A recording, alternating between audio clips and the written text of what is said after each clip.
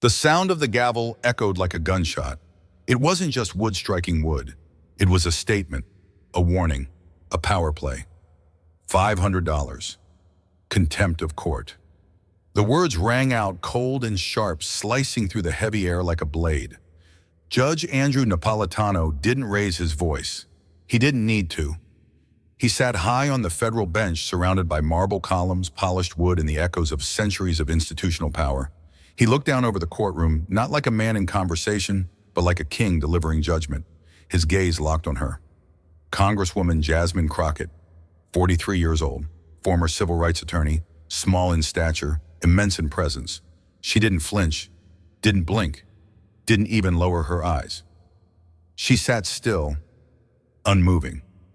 And in that stillness, there was a silence more powerful than any outburst. It was the kind of silence that speaks of fire being held back, of someone choosing not to burn the room down yet. Around them, the room buzzed, but not with noise, with tension. Courtroom 12 inside the federal courthouse in Washington, D.C. was packed wall to wall. Every seat was taken, every camera was rolling. Every political aid journalist and legal analyst in the room was waiting for something explosive. But none of them expected it to happen quite like this. On the far left bench, a CNN reporter whispered into her phone. Fox News was already streaming live, ready to spin whatever happened next. MSNBC was tracking reactions from Capitol Hill. This wasn't just a legal hearing. It was a political spectacle. The topic of the day, the Protecting Voting Rights Act. But what everyone was really there for was the showdown. Napolitano versus Crockett. The old guard versus the new fire. Experience versus defiance. Condescension versus command. And it had just begun with a gavel slam, a fine, and a federal judge trying to humiliate a congresswoman on live television. He thought it would end her statement. He thought the fine would break her rhythm. He thought the cameras would catch her flustered, caught off guard. He didn't know what was coming. No one in the room did. Not the Republican committee staffers grinning in their seats. Not the young Democrats in the back row holding their breath. Not even the court reporter whose fingers paused for half a second, just long enough to feel that shift in the air. It wasn't just the weight of the gavel that fell that day. It was the beginning of something bigger, a moment no one would forget, and a mistake Judge Napolitano would spend the rest of his life regretting. She didn't blink. Not when the gavel dropped, not when the camera zoomed in, not even when the judge declared her in contempt of court. Jasmine Crockett just sat there, still centered, her breathing controlled. To the untrained eye, it looked like silence. To those who knew her, it was a sign of calculation. This wasn't fear. This wasn't submission. This was a woman deciding exactly how she was going to respond and exactly when. She didn't rise to defend herself. Not yet, because she knew the room wasn't ready. Judge Napolitano had years of televised dominance behind him. He was used to control, to deference, to silence when he spoke. But Crockett's shed been forged in different fire, raised in Missouri, built in Texas courtrooms, seasoned in battles where justice wasn't just debated, it was clawed for. When police beat young black men, she filed the lawsuits. When polling places disappeared from minority neighborhoods, she hunted the data. When the system silenced people, she turned their silence into legal strategy. So when a 74-year-old judge tried to shut her down with a $500 fine and a gavel, she didn't panic, she prepared. And in that preparation was something dangerous, something rare, something that made everyone who watched her in that moment lean forward, instinctively sensing this woman didn't come here to play defense. She came here to make history. Her fingers slowly moved to the edge of her leather briefcase, not yet opening it, just a whisper of movement. Enough for Judge Napolitano to notice. Enough for every camera in the room to adjust focus. And though no words had yet been spoken, the balance of power in that courtroom had already begun to shift. Judge Napolitano had made a grave miscalculation, but like most powerful men who've sat on pedestals for too long, he didn't know it yet. To him, Jasmine Crockett was just another political figure brought in to testify. A congresswoman, sure, but a junior one. He saw her polished suit, her youthful face, her quiet posture, and assumed he knew the story. He thought she was here to make headlines, not history. He thought she came with talking points, not a legal strategy. He thought this was another hearing he could dominate, dismiss, and move on from. And that was his mistake, because Jasmine Crockett wasn't just a politician. She was a trial lawyer, a strategist, A woman who'd spent her entire adult life navigating rooms where people tried to silence her, belittle her, out-talk her, and failed. She didn't just know the law, she lived it, she wielded it. She knew how to walk into a room full of suits and turn a footnote into a firestorm. And yet Napolitano never even read her bio, didn't research her case history, didn't think he needed to. Why would he dealt with senators, generals, even a president or two? What threat could this calm, composed congresswoman possibly pose? He had the robe, he had the gavel, he had the authority, but what Jasmine Crockett had was truth, precision, and timing. She wasn't speaking, yet not fully. She was studying, calculating, watching him fall into the very trap he had set for her. And when she struck, it wouldn't be loud, it would be surgical, because Crockett didn't win with rage, she won with receipts. And Napolitano, blinded by ego, comforted by power, never saw it coming. He thought he was silencing a witness. He was actually handing the microphone to a warrior. Before he ever slammed a gavel in a federal courtroom, Andrew Napolitano had already built a reputation not as a judge, but as a voice.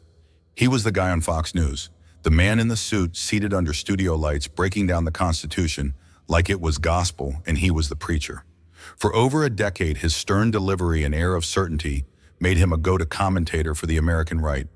He quoted Jefferson, praised Madison, and warned night after night about the dangers of big government overreach. He wasn't just another talking head. He was a brand. Napolitano stood for order, for rules, for a kind of rigid black and white justice that left no room for nuance and even less for empathy. He believed in the bench, in its sanctity, in its supremacy, and above all, in the authority of the man who sat upon it. So when President Trump, in the final months of his administration, quietly appointed Napolitano to the federal bench, few were surprised. To his supporters, it was the natural next step. The constitutionalist becomes the enforcer. To his critics, it was a dangerous consolidation of power, a pundit turned judge with a microphone in one hand and now a gavel in the other. But what neither side saw was what power would do to him. Because something changes when you go from commenting on power to wielding it. Napolitano's courtroom became a reflection of his ideology. Strict, controlled, unforgiving. Lawyers who wandered off topic were cut off mid-sentence. Witnesses who challenged his framing were reprimanded. And anyone who brought emotion into legal argument, dismissed. To him, the courtroom wasn't a forum for conversation. It was a stage for compliance, for control. That's why Jasmine Crockett rattled him. Not just because she pushed back, but because she didn't fit his mold. She was young, she was confident, she was unapologetically political. And worst of all, she was right. Napolitano wasn't used to being wrong, especially not in front of cameras, especially not by someone like her. He didn't see her coming, because in his mind, people like Jasmine didn't belong on the same level as people like him. Jasmine Crockett didn't grow up in courtrooms. She grew up watching people lose in them. She was born in St. Louis, Missouri, in a neighborhood where ambition was often drowned out by sirens, where young black boys disappeared into the system and no one ever came back with answers, where working-class mothers begged for justice and got paperwork instead. She saw it, she lived it, and from a young age she decided if no one was going to fight for her people, she would. So she studied hard, through public schools with metal detectors, through college with 3 part-time jobs, through law school where professors questioned if she was tough enough for trial. She didn't just become a lawyer, she became a force of nature inside the courtroom. Not the type to chase corporate clients. Not the one schmoozing judges over steak dinners. Jasmine Crockett took cases other lawyers ran from. Brutality, negligence, systemic racism. She sued police departments, took on cities, fought voter suppression in places where corruption had become custom. She didn't just win settlements, she made statements. A $2.8 million verdict against the Dallas police for excessive force. A redistricting case that forced the state of Texas to redraw voting maps. A class action suit defending college students arrested for registering voters. She didn't do it for headlines. She did it because she remembered what it felt like when no one showed up. She earned a reputation not as a loudmouth, not as a firebrand, but as the woman who always came prepared, who never cracked under pressure, who walked into rooms where she wasn't welcome and walked out with justice. And when she ran for Congress in 2022, the political elite laughed. A civil rights lawyer from Texas, too raw, too bold, too real. But Crockett didn't need permission. She needed a mission. And she had one. She flipped a district that had been gerrymandered to favor Republicans. She turned legal attacks into voter turnout. She turned silence into strategy and fear into fuel. She didn't go to Washington to play politics. She went to fight for people the system forgets. And now, standing in a courtroom face to face with a federal judge, she wasn't just representing herself. She was carrying every mother, every voter, every young man who'd ever been told they didn't matter straight into the heart of power. Some moments in history aren't planned. They're not scripted, not choreographed, not built in boardrooms or behind closed doors. They happen because two forces are set on a collision course and there's no off-ramp. Judge Andrew Napolitano and Congresswoman Jasmine Crockett were never meant to be allies. They came from different worlds and they worshiped different gods. He believed in tradition. She believed in transformation. He served order. She served people. He was the embodiment of the old guard, a man raised on hierarchy, discipline, and the myth of neutral law. To him, power came from the robe. Respect came from silence. Truth came from the letter of the law, never the pain behind it. She was the voice of the new wave, forged in protest battle, tested in courtrooms where rules were bent against the powerless. To her, power meant protection. Respect had to be earned, not demanded. And truth wasn't sterile. It bled, it cried, it fought back. They weren't just on opposite sides of a legal argument. They were living symbols of two Americas. One terrified of losing control, the other done asking for permission. He saw her as disruptive. She saw him as outdated. And the courtroom that day wasn't just a legal venue. It was a battlefield. What neither of them knew, not even as the cameras rolled, not even as the public watched, was that this hearing would mark the beginning of an end to silence, an end to unchecked authority, an end to believing that robes could hide bias or that titles could shield truth. Neither of them showed up looking for a fight, but fate had other plans. It began exactly how Napolitano wanted. The room was silent, the cameras were live, and he was in charge. He adjusted his glasses slowly, an old habit, more for performance than clarity. He cleared his throat, then leaned ever so slightly forward, his voice smooth but sharp as glass. "Congresswoman Crockett," he began, "you've made some very serious allegations regarding voting procedures in Texas. I sincerely hope you have something more substantial than speculation to offer." It wasn't a question, it was a warning, a challenge wrapped in condescension. From the start, he made it clear this wasn't a hearing, it was a stage, and he was the one holding the script. When Jasmine opened her binder, slow, deliberate, he watched her like a hawk, as if waiting for her to stumble. And the moment she began speaking, calm, measured, referencing internal documents, legal code, voting patterns, he interrupted. "Please stick to the facts, Congresswoman. We're not here for political grandstanding." She paused. Not long, just enough. Enough for the cameras to catch the flicker in her eye. But Napolitano wasn't finished. He cut in again and again. When she cited a federal statute, "You're interpreting the law a little too liberally." When she mentioned a closed polling station, "I'm sure there were perfectly legal reasons." When she read from sworn affidavits, "We're not here to litigate anecdotes." He wasn't questioning her evidence. He was undermining her presence, her authority, her right to be in that room. The attacks weren't just legal, they were personal. Subtle jabs delivered with that classic judicial restraint that sounds professional, but bleeds with arrogance. And every time he spoke, his words weren't just aimed at her. They were aimed at the viewers, the networks, the clips he knew would go viral. He wanted control. He needed control.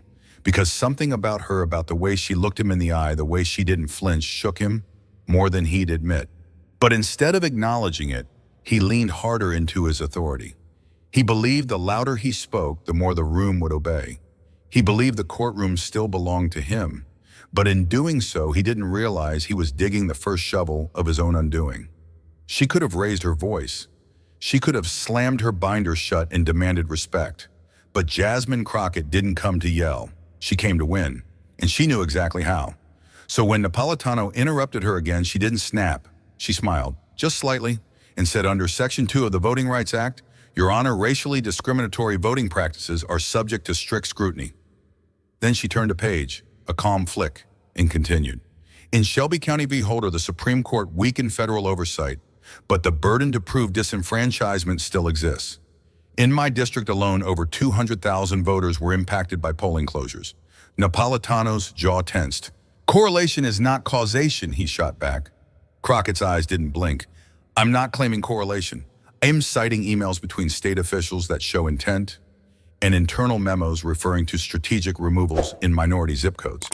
The room shifted, staffers sat straighter, reporters' pens scratched faster. The temperature dropped, but the pressure rose. She didn't just know the law, she lived in it. She quoted cases like they were childhood stories. She moved through statutes like she built them herself. Furthermore, she said under Anderson verdict, the court considers the burden of voting restrictions versus state interest. And these closures fail that test. Another interruption. Napolitano leaned forward, eyes narrowed. You're turning this hearing into a courtroom drama. Crockett didn't flinch. I'm treating this with the legal gravity it deserves. Every time he tried to cut her off, she came back sharper. Every attempt to silence her only amplified her voice. What Napolitano saw as defiance the world watching, saw as mastery. And for the first time, the man used to owning the room realized she wasn't playing his game. She was rewriting the rules. There wasn't a sound. Not from the gallery, not from the reporters, not even from Napolitano. Because something had shifted.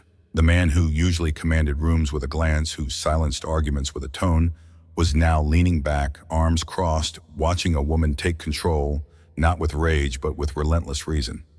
Journalists looked at each other, not out of confusion, out of recognition. They were witnessing something they'd never seen before. Someone not just surviving Napolitano's courtroom, but outshining him in it. She wasn't shouting, she wasn't grandstanding, she was simply undeniable. Every point she made was backed by law. Every example she gave came with receipts. Every pause he tried to weaponize became another moment for her silence to say, "You're losing." Staffers stopped whispering. Phones once quietly typing notes now filmed. The hashtag Crockett vs. Napolitano was already trending. For the first time in years, Napolitano didn't own the room. Jasmine Crockett did, and somewhere deep in the judge's eyes you could see it.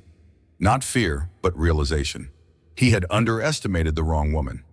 Jasmine didn't raise her voice. She didn't need to. Instead, she slid a folder across the table with the calm of a surgeon about to make the first cut. Inside, a document dated and sealed. She looked directly at Judge Napolitano, not with contempt, but with certainty. "Your Honor," she said, "before this hearing continues, I believe the court and the public deserve transparency." There was a pause, the kind that stretches seconds into eternity. She continued, "According to SEC filings, you currently hold $847,000 in equity shares in a law firm that stands to profit directly from the outcome of this investigation." The room exploded into whispers. The press immediately began typing. Even the court reporters' fingers trembled. Napolitano blinked. Twice. He looked down, then back up. "This is outrageous," he muttered, voice low, but the microphone caught it. Jasmine didn't flinch. "What's outrageous," she replied, "is presiding over a case where your financial interest depends on silence and daring to fine others for speaking." Dead silence, then Exhibit A, she said. Placing the evidence before the clerk, let the record reflect the conflict. The public's perception shifted in real time. A judge turned investor, a courtroom turned chessboard, and Jasmine, she had just made her first move. But no one in that room, not even Napolitano, was ready for what she had planned next. "This isn't just about money, Your Honor." Jasmine said, her voice calm but cold as steel. "It's about the oath you took and the man you pretend to be." She held up a transcript, a clip aired 3 years ago of Judge Napolitano on Fox News. The screen behind her lit up. A judge must not only be impartial, but must also appear impartial. That was his voice, his words, his own moral compass. Jasmine stepped forward, eyes locked on him. "So let's talk ethics." She laid out Canon 2 of the Code of Conduct for U.S. judges. Its core principle, avoid impropriety and the appearance of impropriety in all activities. Then Canon 3C, a judge must disqualify himself if they have a financial interest in the subject matter. "Oh." Jasmine didn't shout. She didn't need to. She simply asked, "So, tell me, Judge, are you here to serve justice, or to protect your portfolio silence again?" This wasn't courtroom theatrics. This was surgical exposure layer by layer. Even the press didn't type. They just stared. Napolitano leaned back. For the first time, he looked unsure. For a man who spent decades commanding rooms, Judge Napolitano suddenly looked small. His hand trembled as it reached for his gavel, but the wood didn't feel like power anymore. It felt fragile. He opened his mouth perhaps to reassert control, but the words never came, because nobody was looking at him. They were looking at her. Jasmine Crockett, not just a witness, not just a lawyer. She had become something more, the gravity in the room, the voice they trusted, the one holding truth. A low murmur spread across the gallery, not outrage, not confusion, recognition. She's not scared of him. She knows what she's doing. She's winning. Even the cameras shifted focus, and in that moment, Judge Napolitano realized the real verdict was already in. He had lost the room, and maybe he was about to lose everything else too. It happened in under 60 seconds. Jasmine's voice had barely finished echoing across the chamber, but chaos didn't wait for punctuation. Reporters scrambled to type. Not one or two, all of them. The click-clack of keyboards became a storm. This isn't just testimony. It's a takedown. Behind the bar, members of Congress looked frozen. One Democrat covered his mouth. A Republican shouted, "This is a setup, this is political theater." But nobody was listening. Even the security team hesitated. For the first time in that courtroom, order didn't come from the bench. It came from her. Two Capitol Police officers stepped forward. The presiding clerk whispered, "Should we intervene?" Another staffer muttered, "We've lost control of the room." Jasmine didn't raise her voice. She didn't have to. The room wasn't out of control because of noise. It was because truth had just ruptured the walls, and nobody, not even the judge, could stop it now. There was no shouting, no table banging, no courtroom brawl, just one woman, standing, holding a sealed envelope. She raised her hands slowly like someone about to deliver a verdict. "I am officially filing an ethics complaint," she said, "and I am demanding Judge Napolitano recuse himself from this case." Gasps. Not just from reporters, from his own staff, from attorneys. Even the security guard at the back leaned forward. And then came the lines, sharp, surgical, cold as a blade. "This courtroom is no longer legitimate if it is governed by you." It didn't just shake Napolitano. It shook the foundation of that courtroom. The judge's gavel was still, his mouth slightly open. No words came out, because this wasn't about a debate anymore. It was about corruption, and it was no longer hidden. The room was frozen. You could hear a pen drop if anyone still dared to move. Judge Napolitano reached for the gavel, but it wasn't the same hand as before. Not the same grip, not the same man. His fingers trembled slightly. The once booming voice that commanded silence now cracked like an old radio trying to find signal. "This court is adjourned," he said, barely audible. The gavel dropped, not with authority, but like a surrender. And for the first time since the trial began, Jasmine Crockett didn't flinch. She didn't celebrate. She didn't gloat. She just stood still in a room that had just witnessed the fall of a giant. And all the cameras turned to her. In less than 4 hours, the courtroom clip reached 12.3 million views. No music, no editing, just raw footage. But it didn't need polish, because truth doesn't need a filter. Jasmine Crockett, once seen as a loud voice in Congress, was now a legal icon. Law professors streamed it in lectures. TikTok teens dissected it frame by frame. Even senior attorneys whispered, that was textbook domination. Twitter or X, depending who you ask, couldn't stop. Trending hashtags surged. #Crockett Unleashed, Napolitano collapse, #Justice Served Live. Even Fox News ran it, but with muted commentary as if scared their own viewers might agree. She hadn't just won a moment. She'd gone viral with justice. By the next morning, it wasn't just trending, it was detonating. The FBI quietly confirmed they were opening a preliminary inquiry into financial conflicts of interest, starting with Judge Napolitano's $847K stake and expanding outward. The Department of Justice stepped in, subpoenas were drafted, internal memos leaked. Someone had whispered it wasn't just Napolitano. The rot goes deeper. The RNC, once silent, now found itself cornered. Accusations swirled that they had pressured federal judges, offered political favors in exchange for rulings, and even coordinated talking points with media outlets. Suddenly, Crockett's confrontation wasn't an outburst, it was a detonator. Dozens of other rulings came under scrutiny. Law school blogs, Reddit threads, even morning news shows were asking, how long has this been happening? Then came the final blow. Judge Napolitano released a statement. "I will be taking an extended leave to reflect on the ethical obligations of the judiciary." The translation he was folding. The courtroom once used to silence her had now become the epicenter of a political earthquake.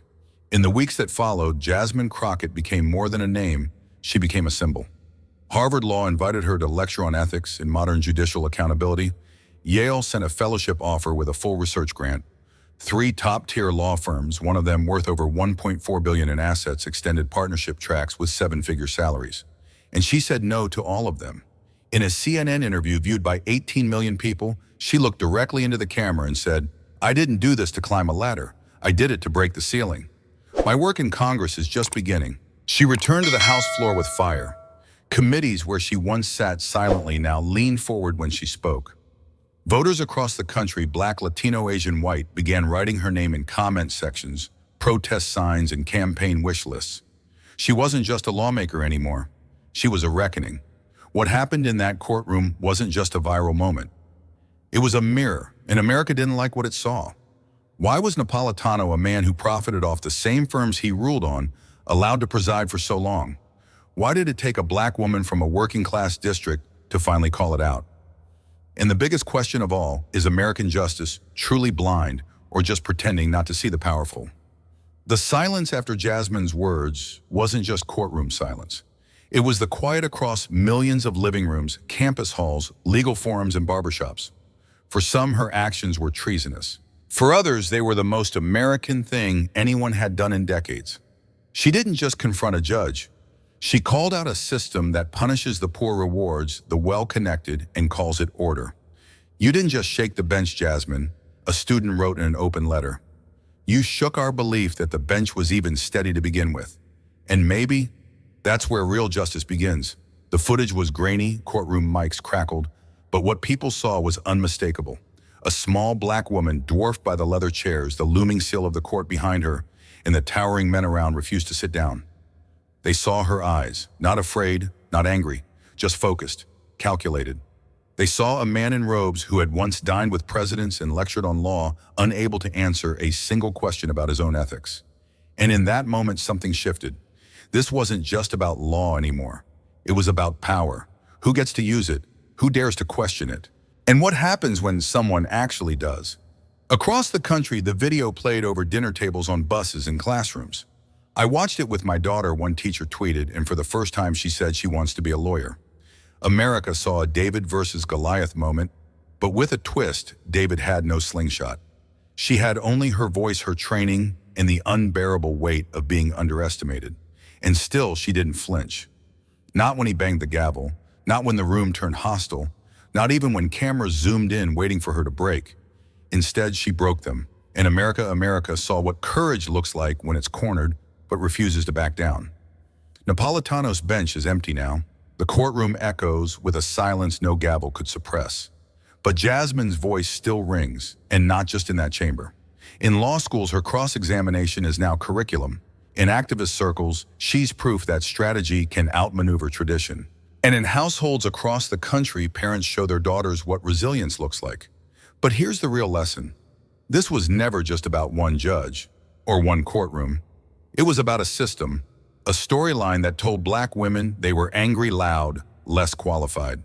A script that expected them to shrink, to apologize for existing in powerful rooms.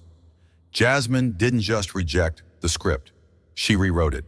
She reminded the world that silence is not always consent, that calm does not mean surrender, and that one person armed only with the truth can pierce through a wall of privilege. She didn't just expose corruption. She forced America to confront the quiet rot behind its legal pageantry. In a world where power is often inherited through titles, bloodlines, or bank accounts, the truth, quiet and underestimated, can still be the most powerful force in the room. Jasmine Crockett wasn't the most powerful person in that courtroom. She wasn't the oldest. She wasn't the richest. But she had something far more dangerous: preparation, courage, and an unshakable belief in true justice. And that alone made the entire system tremble. The lesson for you and me: you don't have to wait until you're strong enough. You don't need power, money, or connections. You just need one thing: the refusal to stay silent in the face of wrong. Sometimes all it takes to shift the balance is one person brave enough to stand up and say, "No, I will not accept this." If this story made you think, if it reminded you that truth still matters, if you've ever felt silenced, overlooked, or dismissed, don't leave without showing you're awake. Subscribe to Mr. Fact's Story today, because every subscription doesn't just help amplify hidden truths. It becomes a statement: I choose justice. I refuse silence. Mr. Fact Story, where we tell the stories the world tries to bury. Voices small in volume but powerful enough to shake courtrooms, and sometimes even rewrite history. Don't just watch. Be part of the truth. Hit subscribe right now.